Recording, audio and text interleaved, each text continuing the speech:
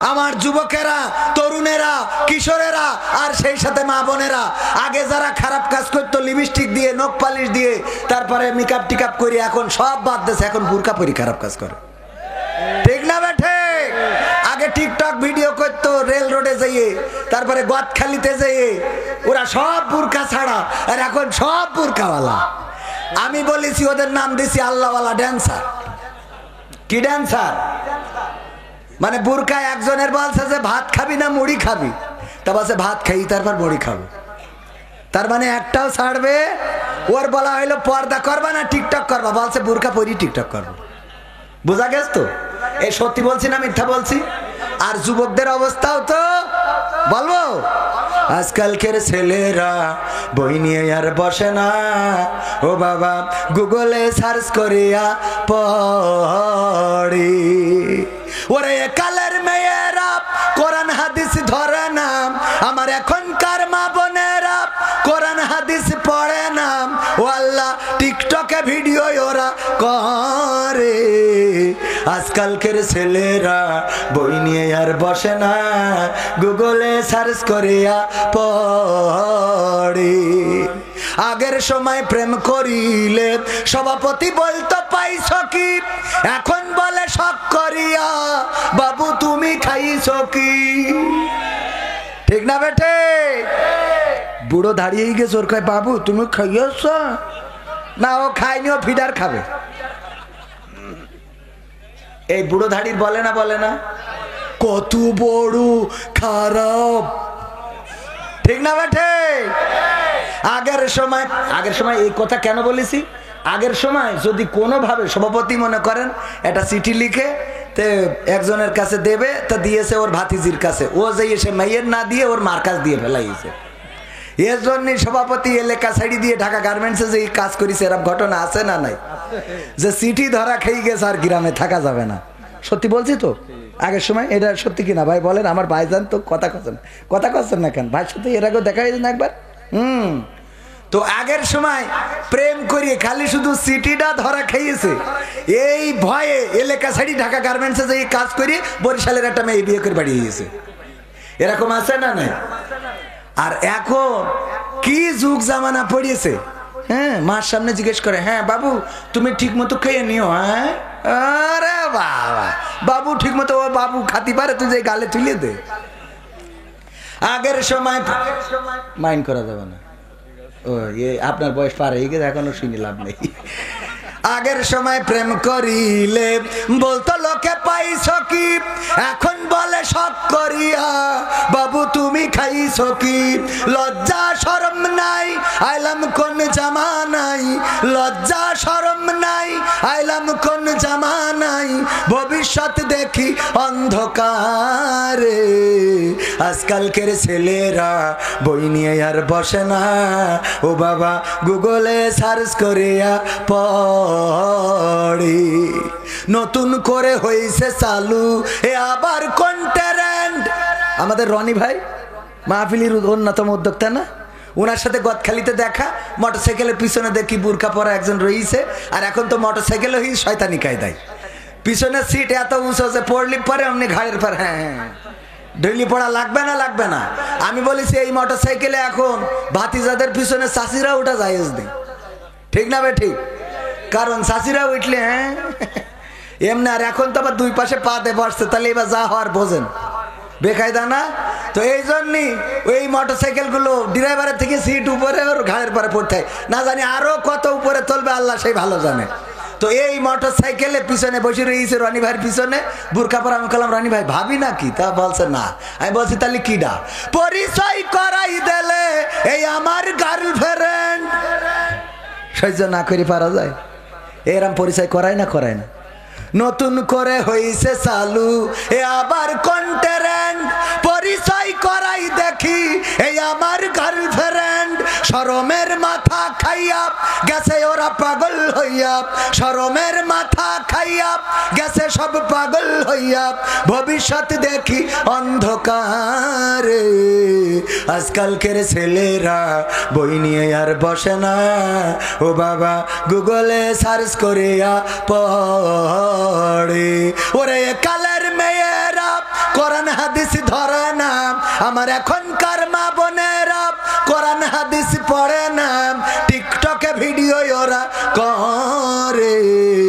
আজকালকের ছেলেরা বই নিয়ে আর বসে না, গুগলে সার্চ করিয়া পড়ি। ঠিক না বেঠে?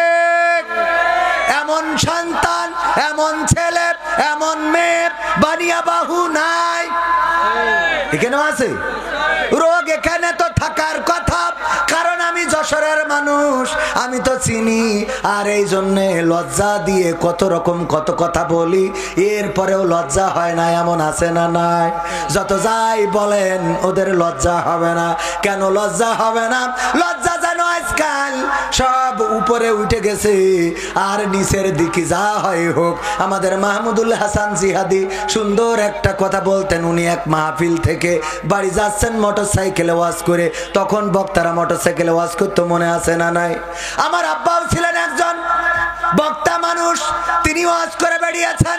যখন বাবার গানটা গেয়েছি, তখন বাবার একটা স্মৃতি মনে পড়ে গিয়েছিল। আমার মা অসুস্থ ছিলেন একটা মাস, অসুস্থ থাকার কারণে নিজে রোজা রাখতে পারেন নাই। আমি রোজা রাখার বয়স ছিল আমার 10 থেকে 12 বছর। আমার বাবা আমাকে প্রতিদিন সাহরির সময় উঠতেন, তারপরে আমাকে উঠাতেন, উঠে আমাকে রান্নাঘরে নিয়ে যেতেন, নিজের হাত দিয়ে পান্তা ভাত বেড়ে দিতেন। আব্বা খাইতেন, আমি খাইতাম। আমি এবং আমার আব্বা একটা মাস বাবা বেড়ে দিয়েছেন, আমি খেয়েছি, রোজা রেখেছি। সেই রোজার মাস আবার আসতে গেল, আবার সেহরি করব, আবার তারাবি পড়ব, কিন্তু ওই বাবার হাতের সেহরি আর করা হবে না, ওই বাবার সাথে আর তারাবি পড়া হবে না। আমার বাবা রমজানে তারাবি পড়াতেন, তারাবি পড়াতে যে মাইকে ওয়াজ করতেন 30টা দিন। তারাবি শুরু হওয়ার আগে মাইকে ওয়াজ করতেন, আজানের পর থেকে জামাত শুরু হওয়ার আগ পর্যন্ত। আজকে 22টা বছর হয়ে গেল, চারিদিকে 22টা বছর, 22টা বছর ধরে রমজান এসেছে আর রমজান গিয়েছে, কিন্তু ওই বাবার কণ্ঠটার কোনো মাইকে শুনলাম না। ওগো আমার ভাইরা, এইভাবে একদিন আমরা চলে যাব, আপনারা চলে যাবেন। সুতরাং রমজান মাস যেটা আমাদের, তাও নসিবে পাবো কি পাবো না তার কোনো নিশ্চয়তা আছে নাকি?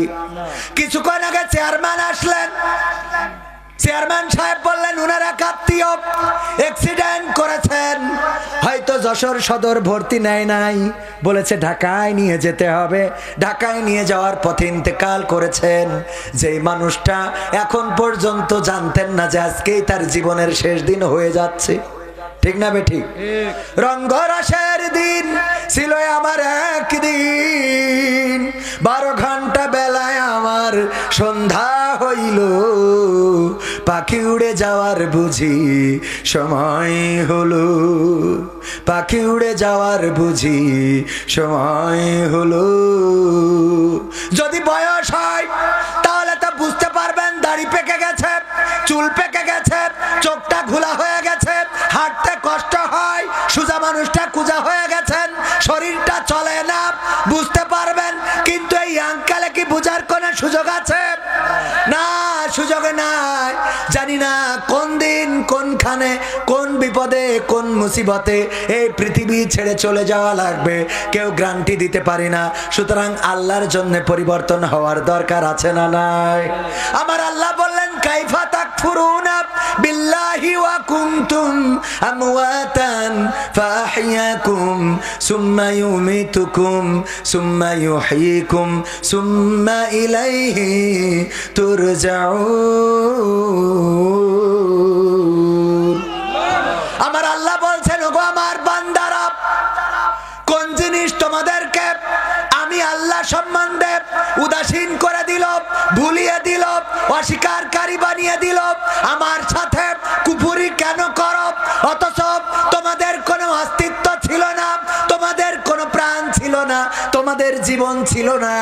আমি তোমাদের জীবন দিলাম, আবার একদিন আমি তোমাদের মৃত্যু ঘটাবো, আবার একদিন আমি তোমাদের পুনরুজ্জীবিত করব। বেলা শেষে ফিরে যাওয়া লাগবে কার কাছে? ফেরা লাগবে না? লাগবে না। আল্লাহর কাছে যদি যেতে হয়, আল্লাহর কাছে যদি দাঁড়াইতেই হয়, তাইলে প্রস্তুত হওয়ার দরকার আছে না নাই? আইয়ুহাল্লাযীনা আমানুত্তাকুল্লাহ হাক্কা তুকাতিহি ওয়া লা তামুতুন্না ইল্লা ওয়া আনতুম মুসলিমুন।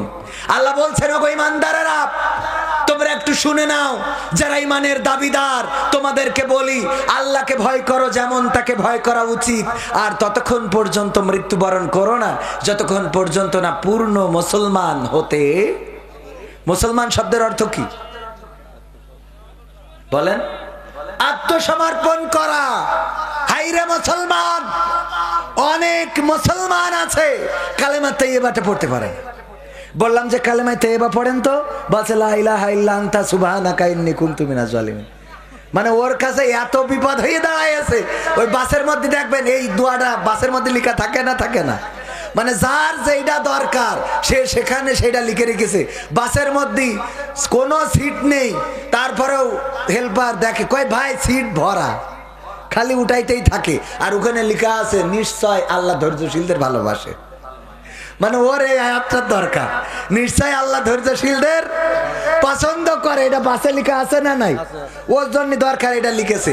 আবার কিছু লোক আছে যা লিখেছে তার সাথে তার আমল নেই, যেমন বাসের পিছনে লেখা নামাজ কায়েম করুন।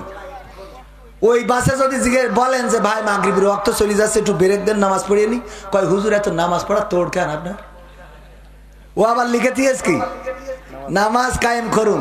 দেখবেন টিরাকে লেখা আছে গাছ লাগান পরিবেশ বাঁচান, আর ওর টিরাকে পৃথিবীর গাছগুলো কেটে সব সাজাইয়েছে। ঠিক না বেঠে? খেয়াল করেছেন আপনারা? যত সব আর এই লেখাগুলো সব লেখে নিজেরা মানবে না, অন্যরা যেন মানে। তো এই দেখে এক বুড়ো চাচা, উনি বাসে উঠে ওনার স্ত্রীর দড়িতে কোলের মধ্যে নিয়ে বসে আছে। তো অন্য যারা ইয়াং পোলাপান ওরা দেখে ওদের লজ্জা করতেছে, বুড়ো মানুষ এই বয়সে দাঁত পড়ি গেছে, তা বুড়ির ওখানে বসায় রেখেছ কেন? তো এই দেখে আবার আমাকে সভাপতি তো বয়স হয়েছে, সভাপতি বলছে, এই মুরব্বী তোমার কি কোনো আক্কেল বোধ নেই নাকি? তা বলছে কেন, কি হয়েছে? কি হয়েছে মানে তুমি ওর নিয়ে কনে নিয়ে বসে রয়েছে, একটু সাইডে রাখা যাচ্ছে না? তো আমার বাসে চাচা তুমি মনে হয় লেখাপড়া ঠোড়া জানো না। বলছে কেন?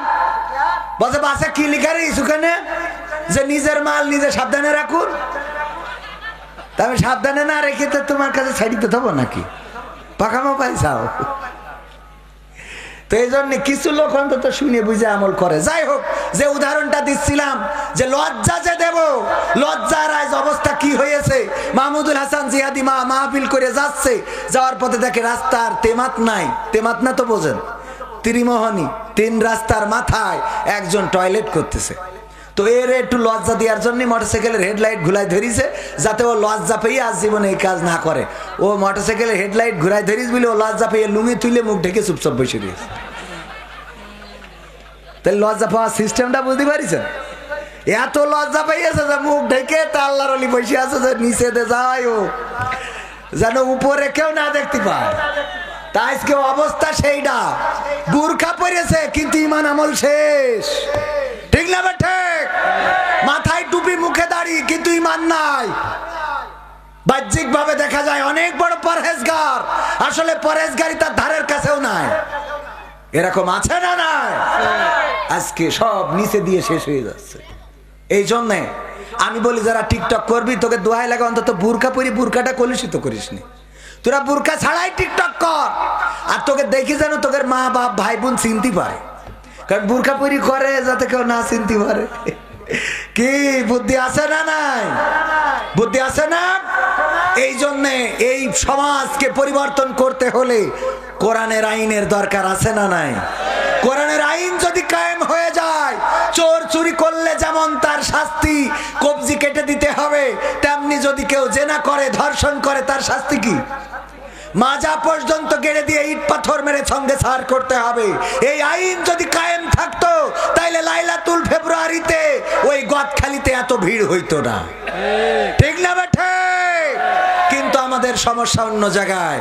আমাদের সমস্যা হলো কোরআন পড়তে ভালো লাগে, কোরআন শুনতে ভালো লাগে, কোরআন জানতে ভালো লাগে, কোরআন মানতে ভালো লাগে। ঠিক না বেঠে? কোরআন পড়তে ভালো লাগে, কোরআন শুনতে ভালো লাগে, কোরআন জানতে ভালো লাগে, কোরআন মানতে ভালো ভালো লাগে। নামাজেতে পড়লে কোরআন মনটা শীতল হয়, কারির তেলাওয়াত শুনিলে প্রাণ জুড়িয়ে যায়। ঠিক না বেঠে? নামাজেতে পড়লে কোরআন মনটা শীতল হয়, কারির তেলাওয়াত শুনিলে প্রাণ জুড়িয়ে যায়। সেই কোরআনের ব্যাখ্যা দিলে কলিজাতে আগুন জ্বলে, সেই কোরআনের ব্যাখ্যা দিলে অন্তরেতে আগুন জ্বলে। বিরোধিতাও চলে কেন তা জানি না। কোরআন পড়তে ভালো লাগে, কোরআন শুনতে ভালো লাগে, কোরআন জানতে ভালো লাগে, কোরআন মানতে ভালো লাগে। কোরআন পড়ে অনেক লোকে শুরু করে দিন, তারা আবার চাই না দেশে কোরআনের আইন। আছে না নাই? কোরআন পড়ে কত লোকে শুরু করে দিন, তারা আবার চাই না দেশে কোরআনের আইন। এটা যে কেমন নীতি, তাই তো এ দুর্গতি করছে মোদের ক্ষতি কেন তা বুঝি না। কোরআন পড়তে ভালো লাগে, কোরআন শুনতে ভালো লাগে, কোরআন জানতে ভালো লাগে, কোরআন মানতে ভালো লাগে। কোরআন বুকে, কোরআন বুকে চুমু খাওয়ার লোকের নাই অভাব, সেই কোরআনের বিরোধিতা আবু জাহেলের স্বভাব। এরকম আবু জাহেল আছে না? এই এলাকায় তো নাই, এনো আছে। বলে হুজুর সময়টা তো বড্ড খারাপ, আপনি তো ভাই সব জানেন, বুঝে শুনে কথা বলে ওয়াজের রীতি টানেন। উস্কানি ফুস্কানি মূলক বলবেন না কোনো কথা, এই মঞ্চে রাজনীতি ভাই করবেন না অযথা। আমরাও ভাই কোরআন জানি মানি মোটামুটি, ঝামেলাতে থাকি মাঝে মাঝে নিয়ে ভোটা ভুটি।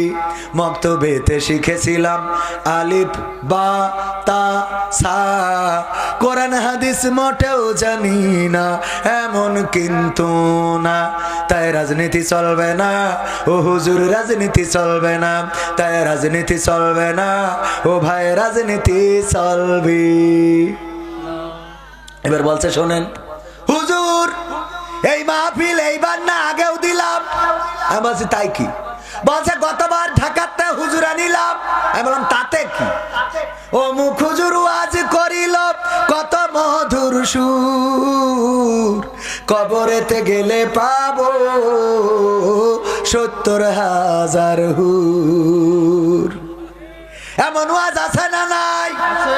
হুর পরি গেলে মানে রস করলে হাতে হাত করা পায়ে ডান্ডা বাড়ি কি লাগবে? তাই যদি লাগতো আল্লাহ রাসূল ৪০ বছর মক্কায় কাটালেন, কেউ কোনোদিন ফুলের টোকা দেয় না। ৪০ বছর পরে এমন কি কথা বললেন যে মক্কায় আর টিকতে পারলেন? টিকতে কি পেরেছেন? না, শুধু পারে না তা না, মক্কার আবার মদিনায় যেয়ে মারামারি করলো। ঠিক না বেঠিক? বদরের যুদ্ধ, রমজান মাসের ১৭ই রমাদান বদর দিবস। এই রোজার মাসেও রাসূলের রোজা ঠিক মতো পালন করতে দিনি। যে বাড়িতে তো খেদাই তো ভালো কথা, আবার উখেন যাই এতে ডেকে নিয়ে মারামারি করছে। কত বড় শয়তানের শয়তান আবু জাহেল। সে ওই বদরের যুদ্ধে মরেছে না মরে নাই? অনেক বড় ইতিহাস। আমি এবারও যাওয়ার পরে আবু জাহেল যেখানে মরিয়ে ওর লাশ পড়েছিল ওই জায়গায় এখন বুঝাই দিয়েছে একটা কূপ মতো গর্ত মতো ছিল, ওখানে যে যা যায় যে কাশ ফুটা নাকে ফুটা, তারপরে মানে যত রকম উচ্ছিষ্ট আছে সব মনে দুঃখই ফেলে ওখানে, যে তুই আমার রাসূলের এত কষ্ট দিছিস। তো এই জন্যই ওই জায়গাটা সৌদি আরবের সরকার একটু সুন্দর করতেছে যেন এখানে খারাপ কিছু না ফেলে। তারপরেও হাজিরা যাইয়ে থুতু নিক্ষেপ করে। আমার সাথে হজে গেল বগুড়ার ২ জন ব্যক্তি, ভ্যান চালক। কি চালক? ভ্যান চালায়া টাকা পয়সা জোগাড় করে আমার সাথে গিয়েছে। আমার সাথে মানে আমাদের সাথে। আমরা যাওয়ার পরে যখন তাওয়াফ করতেছে দেখি চোখের পানি ঝরতেছে এই ভ্যান চালকের। আমি বললাম এরাই তো জান্নাতি, এরাই জান্নাতি। কাবা ঘর তাওয়াফ করছে আর চোখের অশ্রু টপ টপ করে দাড়ি ভিজে ভিজে পড়ছে। এই মানুষটা উমরা শেষে বলতেছে 40টা বছর ধরে ভ্যান চালাইয়ে টাকা জোগাড় করলাম, আমার একটা কাজ এখনো বাকি আছে, বাবা একটু করাই দিবা। কইলাম কি? কয় আবু জাহেলের বাড়ি নাকি টয়লেট হয়েছে, ওখানে না হেগে তুই যাব না, আমার এই স্বপ্নটা বাকি। সত্য ঘটনা। আরে মানুষ রাসূলকে কত ভালোবাসে। আমাদের দেশের মানুষ হজ করতে যায়, ওমরা করতে যায় বৃদ্ধকালে, যে এই 7টা পাক দিয়ে হবে না আমার যাওয়ার দরকার, যে কালে সেই কালে যায়। ওর বিশাল টাকার অভাব, ওমরায় যাইতে 1,10,000 20,000 30,000 খরচ হয়, এইটা ম্যানেজ হয় না। ও 2 লাখ টাকা করি জমি বন্ধক, 5 বিঘে জমি বন্ধক রেখে দেয়, তাহলে কয় লাখ টাকা লাগে ভাই? ওমরা করেছেন? আমার ভাই এখনো ওমরা করার সুযোগ হয়নি, অথচ ইসলামী ব্যাংক নিয়ে লাখ লাখ টাকার লেনদেন, কোটি কোটি টাকা। সামনের পর কেউ তো লজ্জা দিতে পারবো না, কারণ মুখ ডেকে বসে থাকবে। ঠিক না বেটে? একটু ওমরা যাওয়ার নিয়তটা করেন, আল্লাহ কবুল করুন। আমিন, আল্লাহ কবুল করুন। বেশি টাকা লাগে না তো। আর যে ওখানে যদি খুব অভাব পড়ে যায়, নামাজ শেষে ওই ফকিররা দাঁড়ায় থাকে, হাত পেতে দাঁড়ায় থাকবেন, যা মনে করেন খরচ হলো আবার উঠে নিয়ে চলে আসা যাবে। আমার আব্বা মারা যাওয়ার পরে এক চাচা আমার বলছে যে আমি আমাদের কত করে বললাম যে তুই আমার একটু নিয়ে চল, মাহফিলি নিয়ে যেয়ে আমার একটা চলার রাস্তা করি দে। তাই বলছে আপনার কোনো কুরআন হাদিসের জ্ঞান নেই, আপনি মাহফিলি যেয়ে কি করবেন? বলছে তোর আব্বার সে বুদ্ধি দিয়েছিলাম। কি বুদ্ধি? বলছে আমি যেয়ে চেয়ারে চোখ বুঝে বসে থাকবো, আপনি ওয়াজ শেষে বলি দেবেন যে এক কানা আমার মোটরসাইকেলের তলে পড়ছিল, তা ধরে নিয়ে আসি, যে যা পারেন 2-5 টাকা করে দেন। বুদ্ধি দেখেছেন কত? শয়তানি বুদ্ধির মানুষের তো অভাব নেই। একজন মারা যাওয়ার সময় সন্তানদের ওসিয়াত করতেছে, আমি মারা যাওয়ার পরে আমার লাশটা তোরা করবে কি, পুরনো গোরস্থানের কাপড় চুরি করে এনে আমারে দাফন কাফন করবি। তা বলছে আব্বা সুদ খেয়ে এত টাকা বানাইছাও, ইসলামী ব্যাংকের এজেন্ট ব্যাংক নিয়ে এত টাকা বানাইছাও, এসব টাকা কনে যাবে? তা বলছে যেখানে যাই যেখানে তুই পুরনো কাপড় দিয়ে আমার দাফন কাপনটা করবি। বলছে কিসের জন্য? আছে বুদ্ধি আছে, কারণ বুদ্ধি করে কত আলেমুলামা সাইজ করলাম, বুদ্ধি করি কত মানুষের টেঙাই দিলাম, বুদ্ধি করি কত মানুষের বিদেশে পাঠাই দিলাম, বুদ্ধি করি মামুনুল হকের এখনো কথা কয় না, আছে না? না, আমাদের বুদ্ধির তো শেষ নেই। বুদ্ধি করতে করতে মাথায় টাক পড়া সারা। টাকলা মুরাদের বউ বলতেছে, এক জায়গায় হাদিসি শুনেছে যে আল্লাহ রাসূল বলেছে যে তার স্বামীর মুখমণ্ডল মাথায় মধ্যে মায়ার সাথে হাত বুলাই দেয়, আদৌ যত্ন করে কপাল টিপে দেয়, ওই স্বামীর মাথায় যত চুল আছে ওর আমল নামায় তত সোয়াব লিখে দেওয়া হয়। টাকলা মুরাদের বউ সিরকুট দেশটা, আমার উপায় কি হবে তাহলে? আমার স্বামীর মাথায় তো চাইরে নাও মাল নেই, তাহলে আমার অবস্থা কি হবে? বেকায়দা অবস্থা না? তো এখন ওই কাফন, এই দেখেন ওয়াজ একটু মন দে না শুনলি, কাফনের ওসিয়াত করেছে যে কাফনের কাপড় দিয়ে, পুরনো কাপড় দিয়ে আমার। কারণ কি? কারণ এটা একটা বুদ্ধির খেলা। কি বুদ্ধি? কয় তোদের কি বলাই লাগবে? আপা বলি যাও, মরেই যখন যাবা শেষ বুদ্ধিটা বলি যাও। তা বলছে যে খোকা, মরি যাওয়ার পরে শুনেছি ফেরেশতা জিজ্ঞেস করবে মান রব্বুকা ওয়া মান দীনুকা ওয়া মান নাবিয়ুকা। তো আমি এ উত্তর কি করে দেবো? সারা জীবন তো আল্লাহর পথে চলিনি, বরং এই পথে যারা চলি চোখের তারও তেজ মেরে দিছি। তো এই জন্যই পুরোনো কাফনের কাপড় দিয়ে যদি আমার কবর দিস, আমার কাছে ফেরেশতারা এসে যখন জিজ্ঞেস করবে যে মান রব্বুকা ওয়া মান দীনুকা ওয়া মান নাবিয়ুকা, আমি বলবো আমি এই প্রশ্নের উত্তর আর কবার দেবো? তো ফেরেশতারা বলবে কেন? তো বলবো আমার কাফন দেখি বুঝতে পারছো না আমি কি আজকের লাশ? কাফনের কাপড় পুরনো হয়ে ছিঁড়ে জাতি গেল, আবার এসে বলছে মান রব্বুকা ওয়া মান দীনুকা ওয়া মান নাবিয়ুকা। কত বড় খাটাস বুদ্ধিমান, আছে না নাই?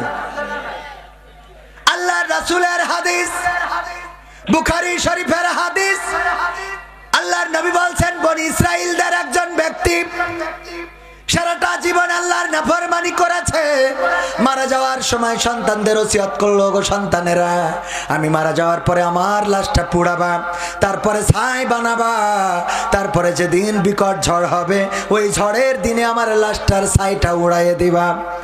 কোন কোন হাদিসে এসেছে উনি ওসিয়ত করেছে বাতাসে উড়াই দিবা এবং পানিতে সাগরে ভাসিয়ে দিবা, দুইটা কাজ করে দিবা।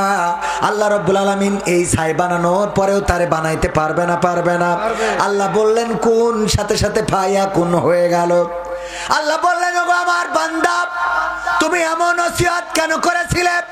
তোমার লাশটাকে পুড়ানো হবে, ছাই বানানো হবে, তারপরে উড়ানো হবে।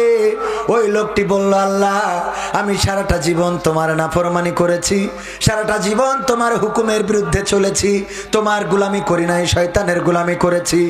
ওগো আল্লাহ, আমি এটা বিশ্বাস করতাম যে একদিন তুমি আমাকে ধরবা, আর ধরার পরে আমার খারাপ কাজের জন্য শাস্তি দিবা।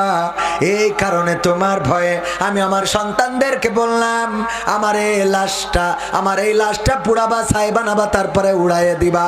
আমার আল্লাহ বললেন তোমার মনের মধ্যে আমার এই ভয় থাকার কারণে আমি তোমার গোটা জিন্দেগির গুনাহ ক্ষমা করে দিয়ে তোমাকে জান্নাতের বাসিন্দা হিসাবে কবুল করে নিলাম।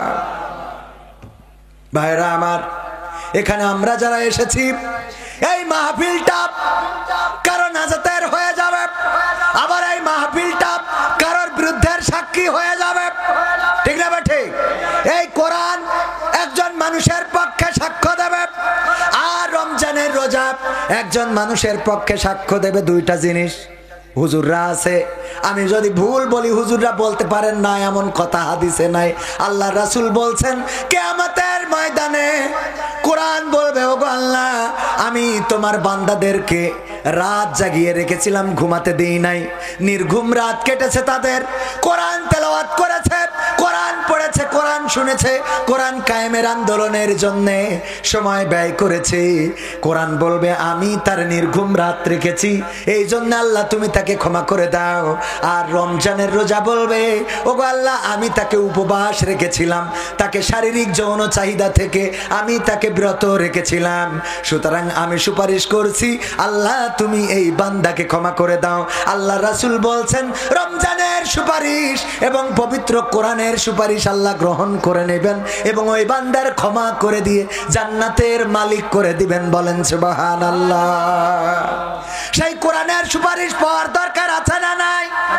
আল্লাহ বলছেন ওয়াইযা কুরিয়াল কুরআনু ফাসতামিউ লাহু ওয়া আনসিতু লাআল্লাকুম তুরহামুন।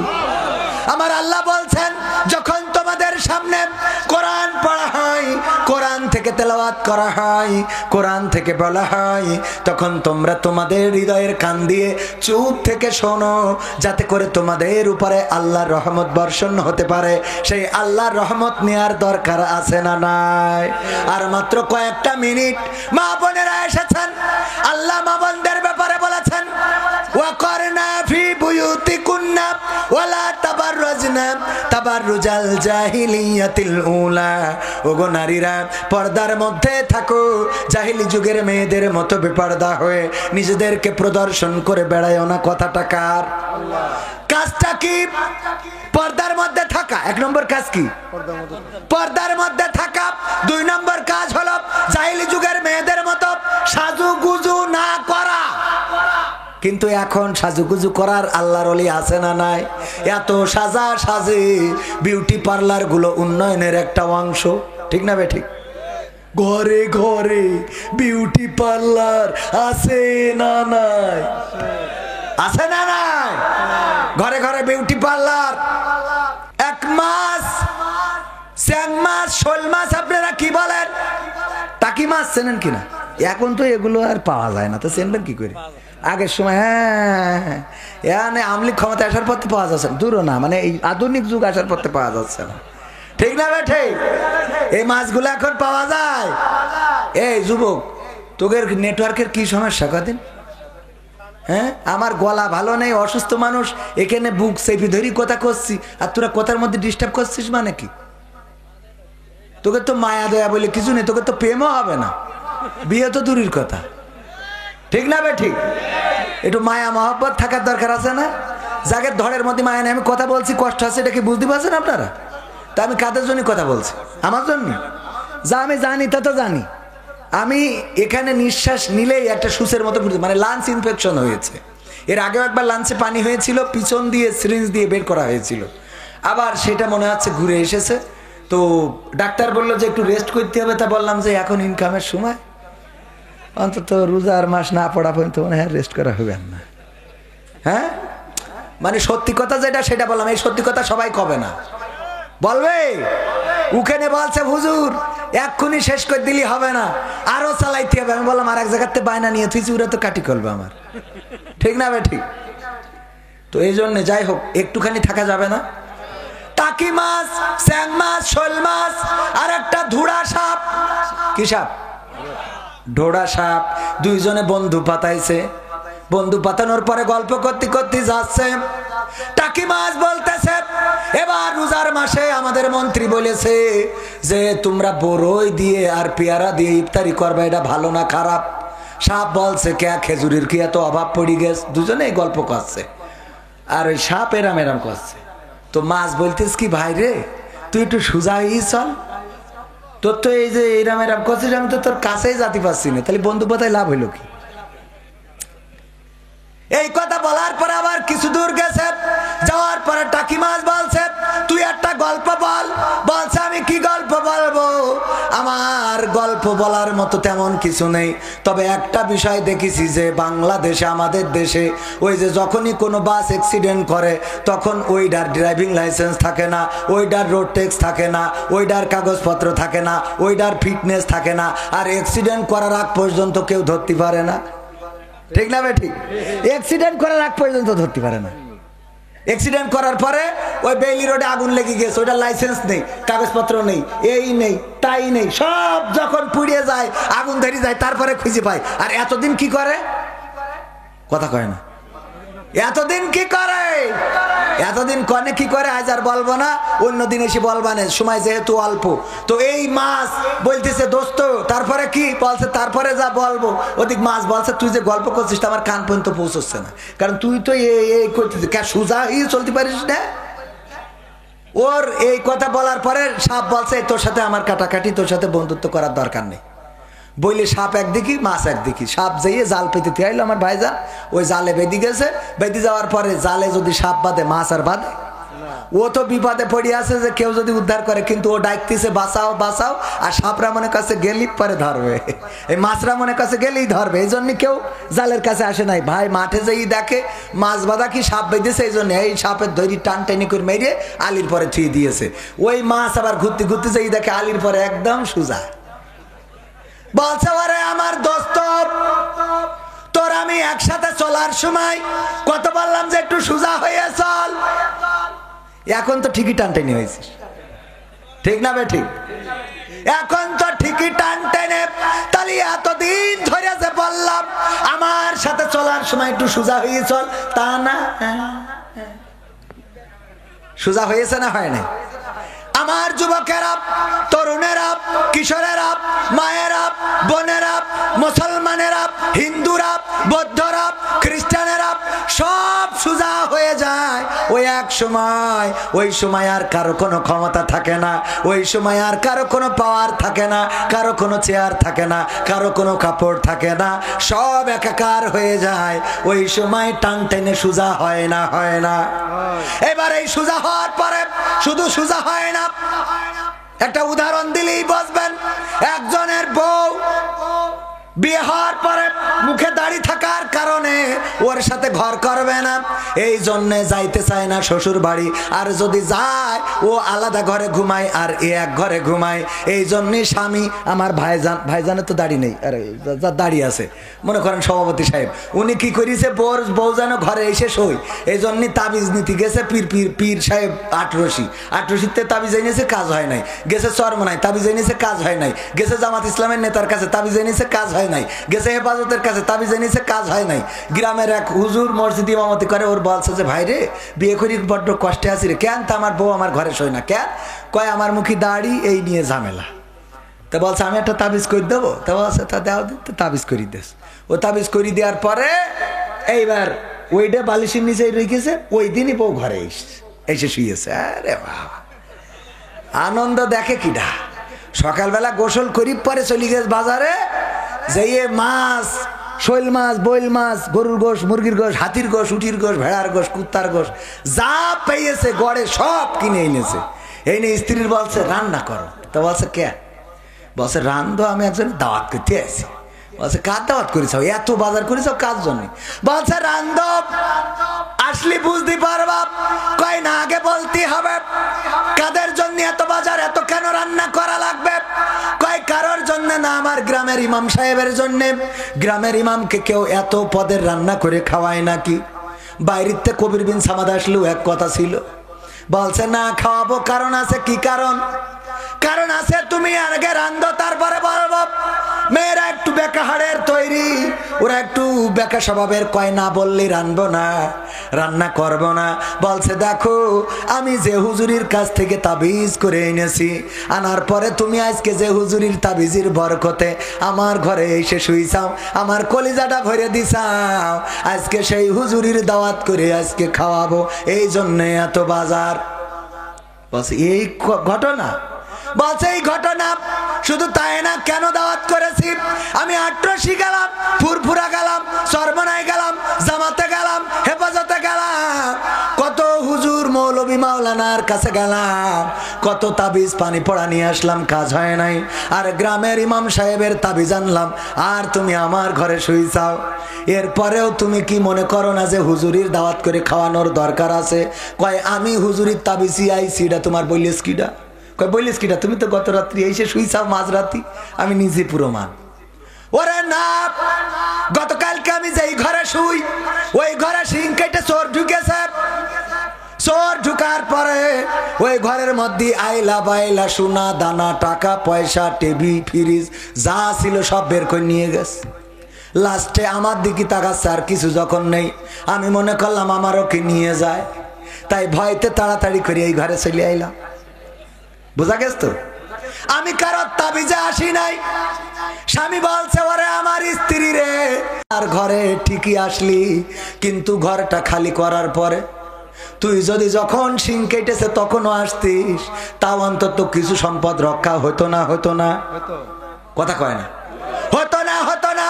তেমনি ভাবে ওগো আমার যুবকেরা, ওগো আমার তরুণেরা, ওগো আমার কিশোরেরা, ওগো আমার মায়েরা, ওগো আমার বোনেরা, সবাই ঠিকই সুজা হয়ে আল্লাহর রাসূলের কাঁধে চড়ে বিসমিল্লাহি ওয়া আলা মিল্লাতি রাসূলিল্লাহ বলে রাসূলের কাঁধে তুলে দেয়া হয়। এমন একটা সময় কবরে রাখা হয় যে কবরে থাকা ফেরেশতারা বলে ঠিকই এই ঘরে আসলি, কিন্তু সব খালি করে তারপরে আইছিস। ঠিক না বেঠে? তোর তো আর কিছু অবশিষ্ট নেই। আর কটা দিন আগে গুছাই গাছাই আসার দরকার ছিল না? ছিল না? এখন যাদের হুজুর ভালো লাগে না, ওয়াজ ভালো লাগে না, কোরআন ভালো লাগে না, হাদিস ভালো লাগে না, আল্লাহর পথে চলা ভালো লাগে না, রাসূলের পথে চলা ভালো লাগে না, আমার ভাইজানের দাড়ি ভালো লাগে না, এরকম আছে না নাই? দাড়ি রাখলি চুলকা, নিজেরও চুলকায়, অন্যের দাড়ি রাখা দেখেও চুলকায়। ভাই ভালো মানুষ, কিন্তু ভাইরা এখনো উঠে পারিনি, উঠবে না।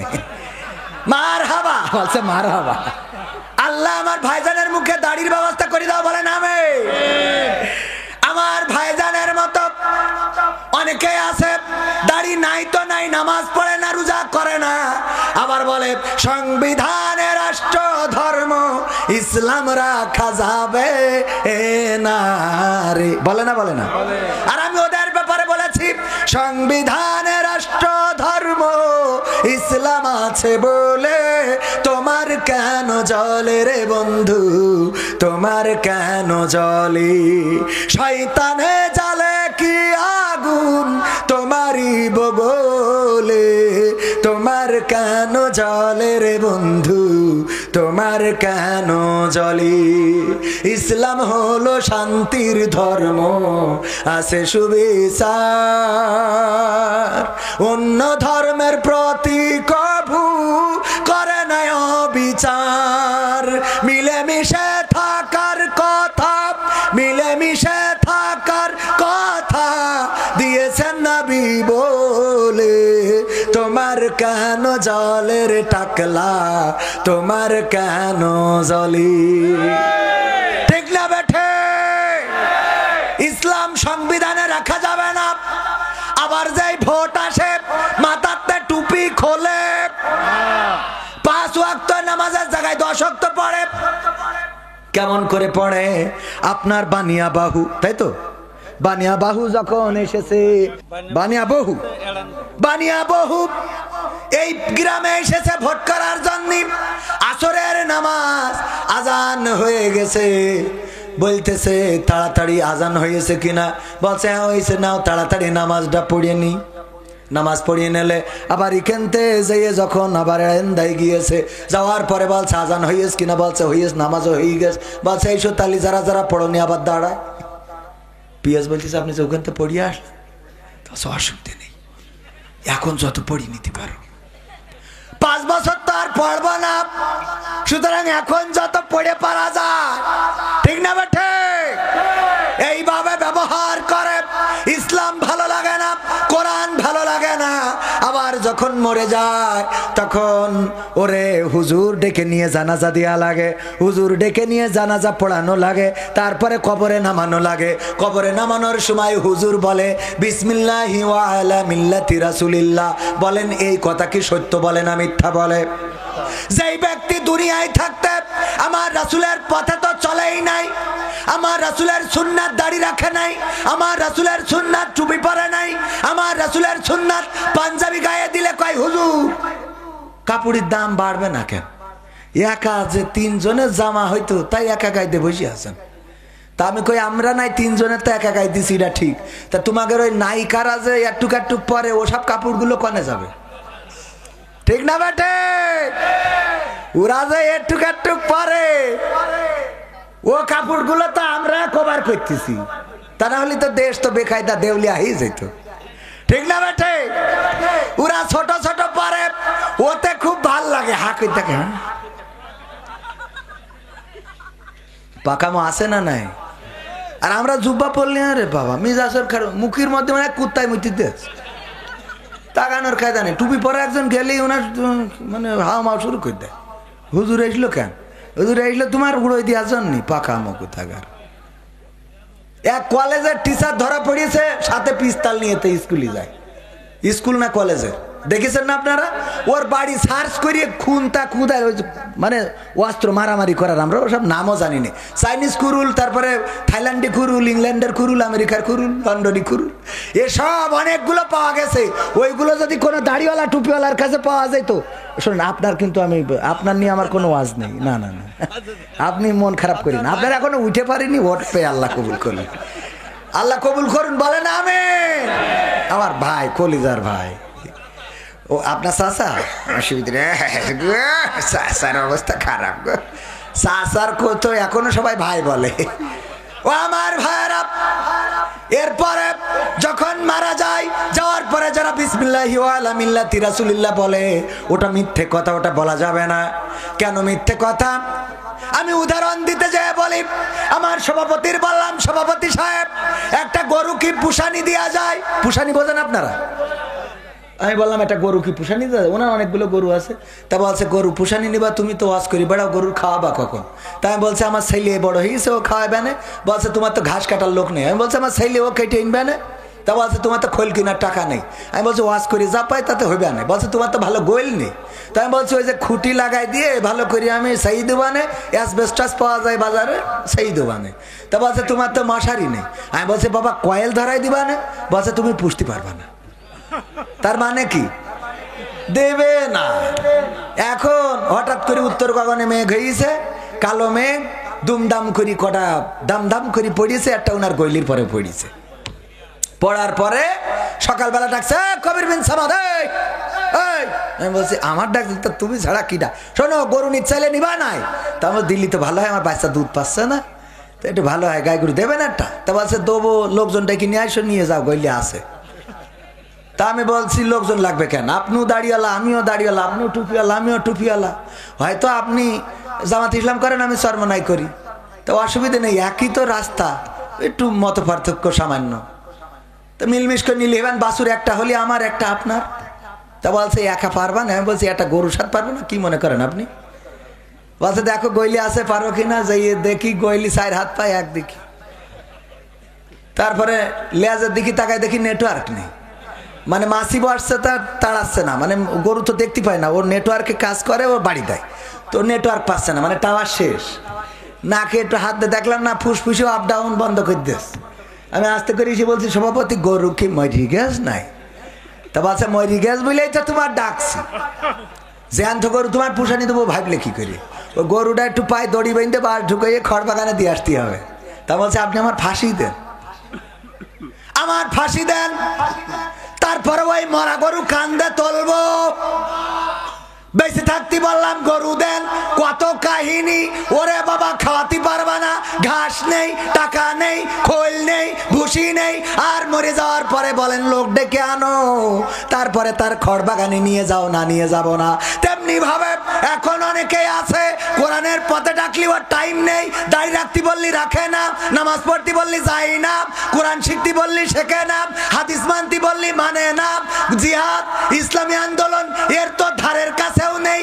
আর মরে যাওয়ার পরে বলে হুজুর গো ও গো আসেন আমার এই লাশটা একটু পার করে দেন। কথা কি বোঝা গেছে? এখন ওই মরা লাশ কি আর কান্দে তোলা যাবে? আমার রাসূল কি কান্দে নেবে? এই জন্যে যারা বোঝে তারা যে কবরে যে বলে না বিসমিল্লাহি ওয়া আলা মিল্লাতি রাসূলিল্লাহ, ওরা করে কি, ওরা আগে দেখে যে এ কোন পন্থী। যদি দেখে যে ও ভারতপন্থী, তাইলে বলে বিসমিল্লাহি ওয়া আলা মিল্লাতি নরেন্দ্র মোদী। বিসমিল্লাহি ওয়া আলা আমেরিকা পন্থী হলি বিসমিল্লাহি ওয়া আলা মিল্লাতি বাইডেন। আর রাশিয়া পন্থী হলি বিসমিল্লাহি ওয়া আলা মিল্লাতি পুতিন। যদি মিশর পন্থী হয় বিসমিল্লাহি ওয়া আলা মিল্লাতি আব্দুল ফাত্তাহ আল সিসি। যদি মায়ানমার পন্থী হয় বিসমিল্লাহি ওয়া আলা মিল্লাতি ওং সাং সুচি। আর অন্য মানুষের নাম করলি কাটি খুলি দেবে, দরকার নেই। ঠিক আছে না বাজান? রাত অনেক হয়ে গেছে, 12টা ছাড়াই গেছে। 12টার মধ্যে শেষ করতে চাইছিলাম। অনেক কষ্ট করে আপনাদের নিয়ে কথা বললাম। মা বোনদের ব্যাপারে কথা বলতে যাচ্ছিলাম। 3টা কাজ। কয়টা কাজ? একটা হলো পর্দার মধ্যে থাকতে হবে, 2 নম্বর হলো সাজুগুজু করা যাবে না, আর 3 নম্বর হলো প্রদর্শন করে বেড়ানো যাবে। এই কাজ দিয়েছেন কে? আল্লাহ দিয়েছেন। সেই কাজ বাদ দিয়ে থুয়ে এখন পর্দার মধ্যে তো এই মুনাজাতটা নিয়ে যান, অন্তত মুনাজাতটা নিয়ে যান, আমরা মুনাজাত করে চলে যাই। একটু সবাই দুরূদ ইব্রাহিম পড়েন। আল্লাহুম্মা সাল্লি আলা মুহাম্মাদি ওয়া আলা আলি মুহাম্মাদ কামা সাল্লাইতা আলা ইব্রাহিম ওয়া আলা আলি ইব্রাহিম ইন্নাকা হামিদুম মাজিদ। আল্লাহুম্মা বারিক আলা মুহাম্মাদি ওয়া আলা আলি মুহাম্মাদ কামা বারাকতা আলা ইব্রাহিম ওয়া আলা আলি ইব্রাহিম ইন্নাকা হামিদুম মাজিদ। আমার উস্তাদ খানিক আগেও বলছিলেন, অ্যাডভোকেট গাজী এনামুল হক বলছে তুমি শর্টকাটে মাহফিল শেষ করবা। আমি বললাম আমি একদম অল্প করে করলেও তাও 2.5 ঘন্টা হয়ে যায়। তা বলছে আল্লাহ রাসূল জীবনে সবচেয়ে লম্বা ভাষণ দিয়েছিলেন, বিদায় হজের ভাষণ। আর সেই ভাষণটা কত মিনিট ছিল বলো তো? তা আমি বললাম 27 মিনিট। তা বলছে হয় নাই, আসলে হয় নাই, আমার ভুল হয়েছে। তো আমি বললাম উস্তাদ আপনি বলে দেন। অ্যাডভোকেট গাজী এনামুল হক বললেন 16 মিনিট। কয় মিনিট? 16 মিনিট। আল্লাহ রাসূল সাল্লাল্লাহু আলাইহি সাল্লাম লম্বা ভাষণ দিয়েছিলেন, সেটা ছিল কত মিনিট? 16 মিনিট। আর আমরা আপনি দেখেন যে 10টা 10-এ এসেছি, এখন 12টা 5 বাজে। মুনাজাত করতে করতে 12টা 15 বেজে যাবে না? 2 ঘন্টা কথা বললাম। আমার হাসান আল মামুন লাল ভাই তো আগে স্টেজ সাইডে ফিরে চলে গেছে আমি আসার আগে। তাহলে আমি কি আপনাদের হক আদায় করেছি না করি নাই? আমি হক আদায় করেছি। এখন যদি আমি আপনাদের কাছে আরেকটুখানি দাবি জানাই, আপনারা রাখবেন? রাখবেন? এই যুবকদের জন্য পকেটের মধ্যে যা বিড়ি খাওয়ার টাকা মাকা আছে আর একবার একটু ঝাড়া মেরে দেবো, দেবো, দেবো, দেবো। প্যাকেট নিয়ে যাচ্ছে, হ্যাঁ? লাগবে না? লাগবে না? লাগবে না। আমার পক্ষ থেকে 10 ব্যাগ সিমেন্ট। আপনার পক্ষ থেকে 10 ব্যাগ সিমেন্ট কোনে? মসজিদের জন্য। আমার বড় ভাই ইসলামী ব্যাংকের প্রোপাইটার কোন বাজারে যান? গোয়ালদার বাজারে। আমি আবার ঠিক মতো আসতে পারি না, তো আমার ওই ইনচার্জে ও আসে, আমি ঠিক মতো আসতে পারি। ভাইজান 10 ব্যাগ সিমেন্ট দিলেন। কয় ব্যাগ? মসজিদের জন্য আল্লাহ কবুল করুন বলেন আমিন।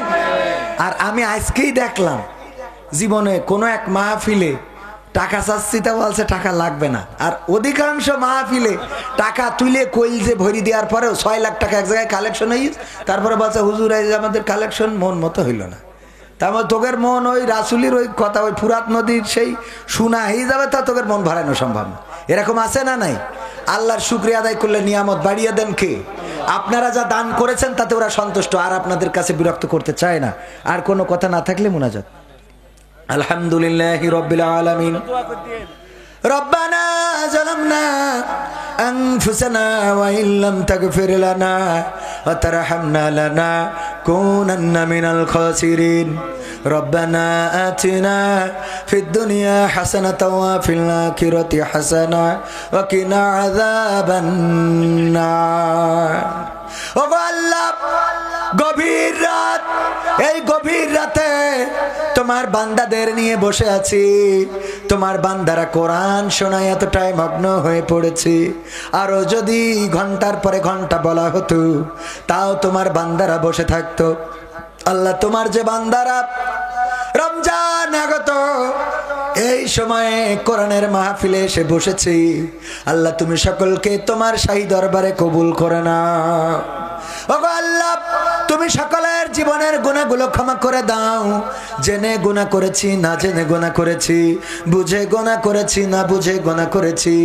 আমাদের জীবনে এমন অনেক গুনাহ আছে যেই গুনাহর খবর যদি মা জানতো ভাত রান্না করে খাওয়াতো না যদি বাবা জানতো বাড়িতে ঢুকতে দিত না যদি গ্রামের বন্ধুরা জানতো বন্ধুত্ব রাখতো না মেম্বার চেয়ারম্যান জানলে বিচার সালিশ বসাতো স্ত্রী জানলে সংসার করতো না আবার মা বোনদের মধ্যে এমন অনেকেই আছে এমন অনেক গুনাহ আছে যদি স্বামী জেনে ফেলতো এমন স্ত্রীর সাথে একটা রাতও কাটাতো না এমন অনেক গুনাহ আছে পৃথিবীর কেউ জানে না পৃথিবীর কেউ দেখে নাই দিনের আলোতে রাতের অন্ধকারে বনে জঙ্গলে ফাঁকা প্রান্তরে ছাদের নিচে কিংবা ছাদের উপরে যত গুনাহ করলাম আল্লাহ পৃথিবীর কেউ না দেখলেও তুমি দেখেছো এমন গুনাহগুলো তুমি তোমার গফুর গফফার নামের ওসিলায় ক্ষমা করে দাও ওগো আল্লাহ তোমার কাছে হাত তুললেই মনে পড়ে যায় জনম দুঃখিনী মায়ের কথা মা জননী যাদের নাই চিরজনমের মতো বিদায় নিয়ে চলে গেল আল্লাহর কোনোদিন ফিরে আসবে না যেই মা যখন বিছানা ভিজিয়ে দিতাম মা রাগ করে কোনোদিন খাট থেকে ফেলে দেয় নাই যখন কম্বল ভিজিয়েছি মা রাগ করে আগলা রাখে নাই বরং ভিজে জায়গাগুলোতে মা থেকেছে আর শুকনা জায়গায় আমাদের রেখেছে এই মা যাদের চিরজনমের মতো বিদায় নিয়ে চলে গেল আল্লাহ ওই মায়ের কবরকে জান্নাতের বাগান বানায়া দাও ওগো আল্লাহ যাদের বাবা নাই বাবা এমন একজন বটের ছায়ার মতন যখন কেউ পাশে থাকে না তখন থাকে বাবা যখন কেউ খবর রাখে না তখন খবর রাখে বাবা যখন কেউ আপন থাকে না তখন আপন থাকে বাবা মাথার ঘাম পায়ে ফেলেছে দিনের পর দিন কষ্ট করেছে রিকশা চালিয়েছে ভ্যান চালিয়েছে কত মানুষের কত গালমন্দ সহ্য করেছে কত মানুষের কত লাঠি ঝাঁটা কত মানুষের কত অপমান সহ্য করেছে তারপরে আমাদের মুখে দুইটা হার তুলে দিয়েছে ঈদের দিন নতুন জামা সবার জন্য কিনে দিয়ে এক পাশে দাঁড়িয়ে থাকে বাবা সবার গায়ে নতুন জামা ছেলে পরেছে মেয়ে পরেছে স্ত্রী পরেছে বাবার গায়ে প্রথম জামাটা যখন জিজ্ঞাসা করা হয় বাবা সবার জন্য কিনেছ তোমার জন্য কেন নাই কেন বাবা ডাক দিয়ে বলে বাবারা এবার আমার হাতের অবস্থা ভালো না তোমাদের জন্য কিনেছি আগামী ঈদে আমি আমার জন্য কিনে নেব আবার যখন ঈদ আসে তখন আবারও একই কাজ করে এমন বাবা যাদের চিরজনমের মতো বিদায় নিয়ে চলে গেল আল্লাহ বাবার কবরকে জান্নাতের বাগান বানায়া দাও ওগো আল্লাহ এই গ্রামে যত কবরবাসী ঘুমানো সকল কবরকে মাফ করে দাও এই গ্রামের সকল মানুষদেরকে কবুল করে নাও আমার যুবকদেরকে কবুল করে নাও আমার ছাত্রদেরকে কবুল করে নাও আমার মাহফিলের সভাপতিকে কবুল করে নাও প্রধান অতিথি বিশেষ অতিথি সবাইকে কবুল করে নাও ওগো আল্লাহ যুবকরা যে আয়োজন করেছে এই আয়োজন কিয়ামত পর্যন্ত যেন করতে পারে এই মাহফিলটা কিয়ামত পর্যন্ত ধারাবাহিকতা রাখার তৌফিক দান করে দাও আল্লাহ যুবকদের মধ্যে যাদের কর্ম নাই চাকরির ব্যবস্থা করে দাও ইনকামে বরকত দান করে দাও আল্লাহ পর্দার অন্তরালে যত মা বোনেরা হাত তুলেছে মা বোনদেরকে কবুল করে নাও আল্লাহ অনেক মা বোন আছে অসুস্থ স্বামীর সংসারের কথা চিন্তা করে নিজের অসুস্থতার কথা বলে না, এমন যারা আছে আল্লাহ মা বোনদের অসুস্থতা থেকে সুস্থতা দান করে দাও।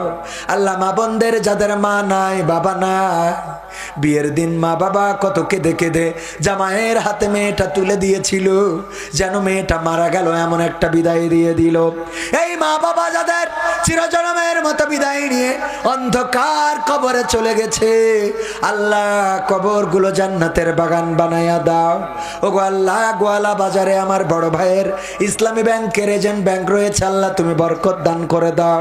আল্লাহ ইসলামী ব্যাংকের সাথে যেন মুসলমানেরা লেনদেন করতে পারে তৌফিক দান করে দাও। আল্লাহ ইসলামী ব্যাংকের বিরুদ্ধে যত ষড়যন্ত্র আছে দূর করে দাও।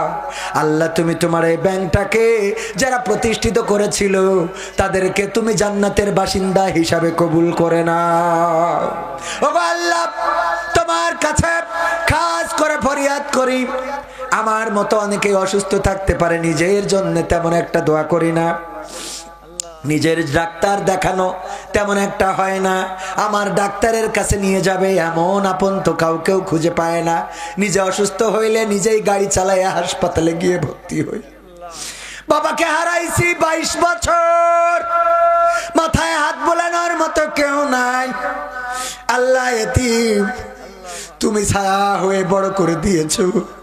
গতকালকেও যখন নিঃশ্বাস নিতে পারছিলাম না, নিজে গাড়ি ড্রাইভ করে হাসপাতালে গিয়েছি। আল্লাহ তুমি জানো, কথা বলছি, নিঃশ্বাস নিচ্ছি, বুকে কত ব্যথা তুমি জানো। আল্লাহ কত কষ্ট করে কথা বলছি। আল্লাহ সুস্থতা দান করে দাও। আল্লাহ ভুল ভ্রান্তি থাকলে ক্ষমা করে দাও। তোমার অপছন্দনীয় কোনো কাজ করে থাকলে ক্ষমা করে দাও। আল্লাহ যদি হায়াত না রাখো ইমানের সাথে মাউত দাও। আল্লাহ তোমার কাছে খাস করে ফরিয়াদ করি, আমার মতো অসুস্থ যারা, আল্লাহ সুস্থতা দান করে দাও। আল্লাহ আমার রনি ভাইকে কবুল করে নাও। এই মাহফিলের জন্য দিনরাত পরিশ্রম করেছে, আল্লাহ তার হায়াতে বরকত দান করে দাও। ও আল্লাহ, স্টেজে আরো গণ্যমান্য ব্যক্তিবর্গ আছে, কেউ বা বর্তমান চেয়ারম্যান, কেউ বা সাবেক, কেউ বা বর্তমান মেম্বার, কেউ সাবেক মেম্বার। আল্লাহ তুমি সকলকে কবুল করে নাও, নেখায়াত দিয়ে দাও। আপনজন যারা কবরে, কবরগুলো জান্নাতের বাগান বানায়া দাও। ওগো আল্লাহ, রমজানের মাস রোজা রাখার তৌফিক দান করে দাও। তোমার কাছে খাস করে ফরিয়াদ করি, বাংলার জমিনে তুমি আলেমদের মুক্তির ব্যবস্থা করে দাও। মামুনুল হককে মুক্তির ব্যবস্থা করে দাও। আল্লাহ কওমি, আলিয়া, চরমানা, জামাত, হেফাজত যত মত পার্থক্য আছে কোরআনের জন্য দূর করে দিয়ে সবাইকে এক ঐক্যবদ্ধ করে দাও। আল্লাহ চরমনা বলো, আল্লাহ চরমনায় হেফাজত, জামাত, আওয়ামী লীগ, বিএনপি, জাসদ, বাসদ যারাই আছে বাংলাদেশে কোরআনের জন্য এক পতাকা তলে আসার তৌফিক দান করে দাও। আখেরি ফরিয়াদ, মালাকুল মাউত কবে আসবে জানি না, জানটা নিয়ে উড়াল দেবে, পড়ে থাকবো লাশ হয়ে। কেউ আর ওই দিন বলবে না কবির বিন সামাদ সাহেব কোথায়, বলবে লাশটা কোথায়। কাফনের কাপড় জানি না কোন দোকানে রেডি হয়ে আছে, কোন বাসারের বাসটা রেডি হয়ে আছে জানি না, কোন কবরের মাটিটা তৈরি হয়ে আছে জানি না। যেদিন মারা যাব ওই দিন কাফনের কাপড় চলে আসবে বাড়িতে, মসজিদের খাটিয়াটা আসবে, গোসল করাবে, কাফন পরাবে, জানাজা পড়াবে। তারপরে যখন কবরের দিকে নিয়ে যাবে, মা কাঁদবে, খোকারে কে আমার ঔষধ কিনে দেবে। বাবা কাঁদবে, খোকা কে আমার লুঙ্গি জামা জুতা কিনে দেবে। সন্তান কাঁদবে, কলিজার টুকরা চিৎকার করে বলবে, বাবা কে আমাদের মাথায় হাত বুলিয়ে দেবে। ওগো বাবা কে আমাদের স্কুলের রেজাল্ট এনে দেবে। না, ওই দিন কারো কথায় সাড়া দেব না। সবার গগন বিদারী চিৎকার উপেক্ষা করে কবরের দিকে চলে যাব। কবরে নামাবে, বাঁশ গেড়ে দেবে, মাটি ছুঁড়ে দেবে, আর কেউ কোনোদিন খবরে নেবে না। আল্লাহ এই মরণ যেহেতু দিবা, রোড অ্যাক্সিডেন্টে মরণ দিও না, কোথাও আগুন লাগায়া পোড়ায়া মরণ দিও না। ওগো আল্লাহ তুমি পানিতে ডুবায়া মরণ দিও না। আল্লাহ তুমি হার্ট স্ট্রোকে মরণ দিও না। মরণ যখন দিবা গো আল্লাহ, কোরআন কায়েমের আন্দোলনে থেকে যেন বুকের রক্ত দিয়ে শহীদ হইতে পারি সেই তৌফিক দান করে দাও। আর মরণ কালে আমাদের সবার জবানে জারি করে দিও আখেরি কালেমা লা ইলাহা ইল্লাল্লাহু মুহাম্মাদুর রাসূলুল্লাহ।